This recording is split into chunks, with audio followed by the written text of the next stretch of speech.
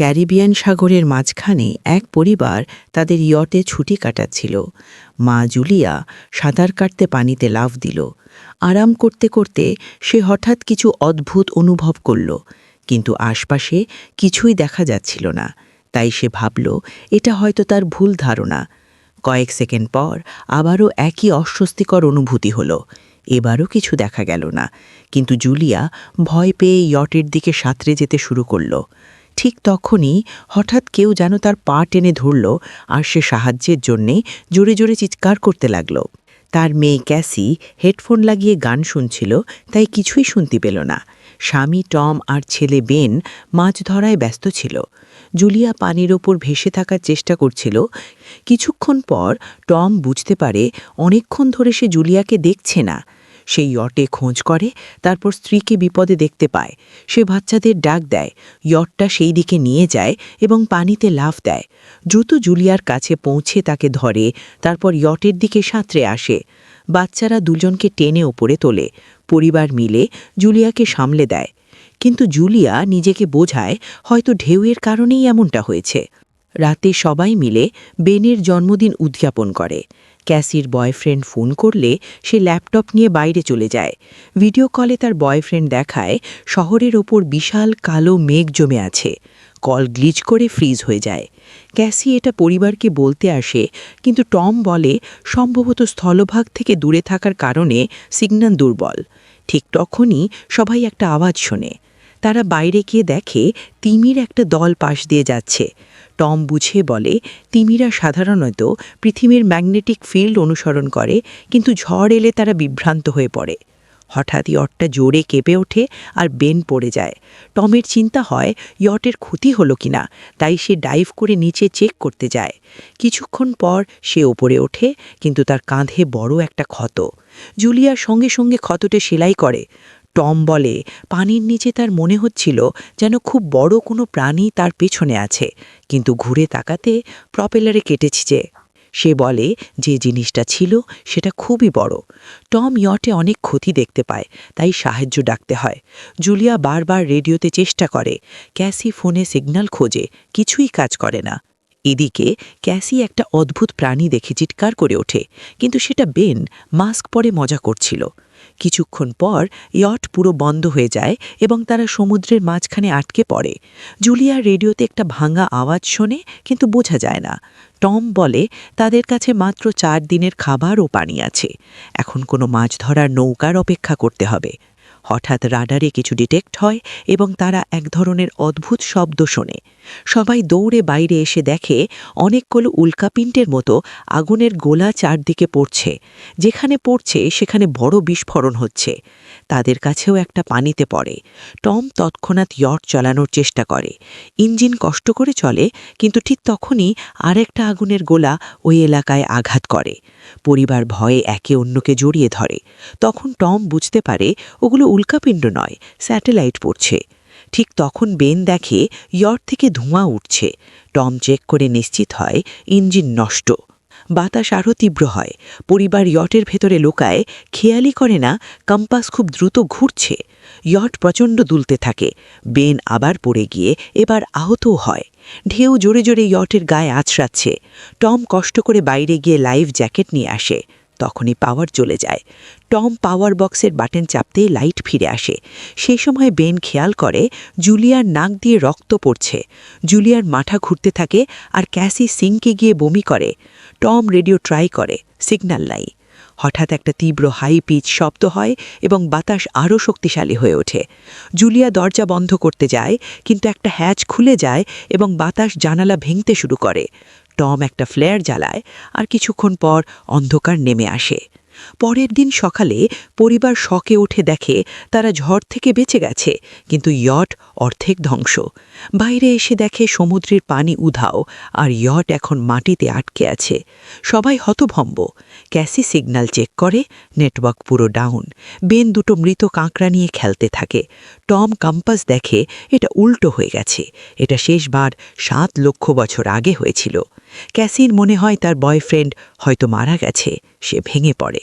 Julia তাকে সান্ত্বনা দিতে এলে ক্যাসি দূরে সরে লুকাতে চলে যায়। জুলিয়া আর টম বেঁচে থাকা জিনিসপত্র গুনতে দেখে। বেন তার জন্মদিনের নীল বেলুনটা একটা পাথরে বেঁধে দেয় যদি কোনো সার্ভাইভার দেখে। টম আবার রেডিও ট্রাই করে। এবার একজনের সাথে কানেক্ট হয়। তার নাম নাও। সে একটা সাবমেরিনের ক্যাপ্টেন। তার সাবমেরিনও স্থরে আটকে গেছে। সে নিশ্চিত করে ম্যাগনেটিক পোল রিভার্স হয়েছে, তাই সমুদ্র পিছিয়ে গেছে এবং ভূমিভাগ ডুবে গেছে। সে বলে এখনও অন্য সার্ভাইভার দেখেনি, কমিউনিকেশন সিস্টেম পুরো ডাউন। সে বলে পোল আবার রিভার্স হবে এবং হয়তো 1 সপ্তাহের মধ্যে সমুদ্র ভিড়ে আসবে। সে সতর্ক করে যতটা সম্ভব উঁচু জায়গায় ওঠো, কারণ পানি ফিরে এলে সেটা ভয়ঙ্কর হবে। সে জানায় ক্র্যাশে তার পার্টনার মারা গেছে আর সাবমেরিনে শুধু 3 জনের জায়গা আছে। জুলিয়া আর টম অনুরোধ করে অন্তত তাদের বাচ্চাদের বাঁচাও। নাও তাদের কোঅর্ডিনেট দেয়। টম হিসেব করে সাবমেরিনে পৌঁছতে 2 থেকে 3 দিন লাগবে। সে বলে আজ রাতে বিশ্রাম নাও, কাল সকালে রওনা হব। পরের দিন সকালে তারা ব্যাগ গোছাচ্ছিল, তখন টম কাছেই কিছু নড়তে দেখে। একজন খোঁড়া লোক, হাতে হারপোন, সাথে একটা কুকুর লাগাতার ঘেউ ঘেউ করছে। টম কাছে গিয়ে তাকে পানির বোতল দেয়। লোকটা এমন ভাষায় কথা বলে যা টম বোঝে না। পানি খেয়ে হঠাৎ লোকটা টমের মাথায় বোতল দিয়ে আঘাত করে, তারপর মুখে জোরে লাথি মারে। জুলিয়া ভয় পালাতে চায়, কিন্তু ততক্ষণে লোকটা টমের পেটে হারপোন ঢুকিয়ে দিয়েছে। টম কিছুক্ষণ ছটফট করে, তারপর লোকটা তার গলাও কেটে দেয়। এরপর সে জুলিয়াকে ধাবা করে, হারপুন ছুঁড়ে মারে। জুলিয়ার কাঁধে লাগে। জুলিয়া ব্যথা সহ্য করে ইয়টের ভেতরে ঢুকে বাচ্চাদের লুকাতে বলে। দরজা লক করে। ক্যাসি আর বেন সোফার ভেতরে ঢুকে পড়ে। জুলিয়া তাদের ফ্লেয়ার গান ঘুরিয়ে দেয় আর নিজে একটা ছুরি নিয়ে বাথরুমে লুকায়। লোকটা দরজায় ধাক্কা মেরে ভেঙে ঢুকে যায়। আগে কিছু খাবার তোলে, তারপর ইয়ট জুড়ে খুঁজতে থাকে। এরপর বাথরুমের দিকে যায়, কিন্তু জুলিয়া বুদ্ধি করে ছোট একটা ছিদ্র দিয়ে বেরিয়ে যায়। লোকটা ভাবে জুলিয়া পালিয়ে গেছে, কিন্তু জুলিয়া চুপচাপ বেরোতে গেলে কুকুরটা দেখে ফেলে এবং ঘেউ ঘেউ করে। কুকুরটা ঝাঁপিয়ে পড়লে জুলিয়া ছুরি দিয়ে মেরে ফেলে। কুকুরের চিৎকার শুনে লোকটা বেরিয়ে আসে। কুকুরের লাশ দেখে ক্ষেপে যায়। এর মধ্যে জুলিয়া ইয়টের অন্য পাশ দিয়ে আবার ভেতরে ঢোকার চেষ্টা করে। ওপরে উঠে ভাঙা জানালা দিয়ে ঢুকছিল, কিন্তু লোকটা আগেই সেখানে পৌঁছে যায়। সে জুলিয়াকে ধরে জোরে ঘুষি মারে। জুলিয়া নিচে পড়ে যায়। জুলিয়া ফার্নিচার ধরে বাঁচতে চায়, কিন্তু লোকটা লাথি মেরে দূরে ছুঁড়ে ফেলে। তারপর তার কবজির ওপর পা দিয়ে চাপে যাতে ছুরি ফেলে দেয়। চুল ধরে মুখ মাটিতে আছাড় মারে, সোফায় ছুঁড়ে ফেলে গলা টিপতে থাকে। বাচ্চারা সব দেখছিল। ক্যাসি বেরিয়ে ফ্লেয়ার গান চালায়, সেটা সোজা লোকটার গায়ে লাগে। সে জ্বলে ওঠে। ইয়টে আগুন ছড়ায়। বাচ্চারা পালায়। জুলিয়া ফিরে এসে লোকটাকে লাথি মেরে ফেলে। ম্যাপ আর ব্যাগ তুলে দৌড় দেয়। বেন আর ক্যাসি বাবার কাছে গিয়ে কাঁদতে থাকে। জুলিয়াও পাশে বসে। 3 জন মিলে কান্নার মধ্যে টমকে শেষ বিদায় জানায়। ঠিক তখনই সেই ভয়ঙ্কর লোকটা আবার ইয়ট থেকে বেরিয়ে আসে। পরিবার আবার দৌড়ায়। অল্পক্ষণ পর ইয়ট বিশাল বিস্ফোরণে উড়ে যায়। কিছু দূর হেঁটে তারা ছোট একটা ঝর্ণার কাছে থামে বিশ্রামের জন্য। ক্যাসির মনে হয় লোকটা হয়তো বেলুন দেখে তাদের কাছে এসেছিল। এটা শুনে বেন নিজেকে দোষী ভাবতে শুরু করে। জুলিয়া বোঝায় এতে তার কোনো দোষ নেই, আর এগোতে বলে, কারণ লোকটা এখনও তাদের পেছনে। পথে একটা ছোট পুকুরের পাশে বেন একটা মৃত হ্যামারহেড হাঙর দেখে অবাক হয়। জুলিয়া খেয়াল করে লোকটা আবার কাছাকাছি চলে আসছে। তারা দৌড়ায় এবং একটা বালুর ঢিবি বেয়ে নিচে পড়ে যায়, যেখানে বিষাক্ত বর্জ্য দেখা যায়। সাবধানে সেটা পার হয়। মনে হয় তারা লোকটার হাত থেকে বাঁচল। চলতে চলতে তারা বড় বড় মৃত সি অ্যানিমাল আর সমুদ্রতলে জমে থাকা প্লাস্টিক দেখতে পায়। বেন ধীরে চলতে থাকে। জুলিয়া বুঝে যায় সে ডিহাইড্রেশনের কাছাকাছি। সে থামতে বলে। পানির বোতল দেখে জুলিয়ার ধাক্কা লাগে, প্রায় ফাঁকা। ক্যাসি বুঝে হয়তো সে বোতলটা ঠিকমতো বন্ধ করেনি। জুলিয়ার রেগে চিৎকার করে, তার অসাবধানতায় পানি শেষ। ক্যাসি বলে কি আসে যায়, এমনিতেই আমরা বাঁচব না। দুজনের তর্ক হয়, তবু তারা এগোয়। কিছুক্ষণ পর তারা একটা বিধ্বস্ত প্লেন পায়। ভেতরে কিছু নড়াচড়া দেখে সবাই ভয় পায়, কিন্তু সেটা কয়েকটা পাখি। তারা সিদ্ধান্ত নেয় রাতটা প্লেনের ভেতর কাটাবে। তারা সামান্য স্ন্যাক ভাগ করে খায়। জুলিয়া টমের জ্যাকেটে একটা ফ্যামিলি ফটো পায়, দেখে তার বুক ভেঙে যায়। ক্যাসি জিজ্ঞেস করে, মাম, তোমার আর ড্যাডের লাভ স্টোরি কী ছিল? জুলিয়া হাসে, বলে, টম হাসপাতালের আমার পেশেন্ট ছিল। একদিন সে ফুল আর একটা মিষ্টি কবিতা দিয়ে ভালোবাসা প্রকাশ করেছিল। রাতের মাঝখানে ক্যাসি প্লেনের বাইরে যায়। তখনই সেই ভয়ঙ্কর লোকটা পিছন থেকে তাকে ধরতে আসে, কিন্তু জুলিয়া হঠাৎ পিছন থেকে ঝাঁপিয়ে পড়ে বারবার ছুরি চালিয়ে তাকে মেরে ফেলে। ক্যাসি মাকে জড়িয়ে ধরে শান্ত করে। পরদিন সকালে দেখা যায় লোকটার লাশে পোকা লেগেছে। পরিবার খেয়াল করে তার শরীরে অনেক কামড়ের দাগ, মানে এলাকায় কোনো ভয়ঙ্কর প্রাণী লুকিয়ে আছে।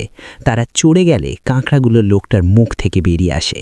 কিছুক্ষণ পর জুলিয়া আর ক্যাসি ম্যাপ দেখছিল, কিন্তু বেন ধীরে ধীরে সামনে চলে যায়।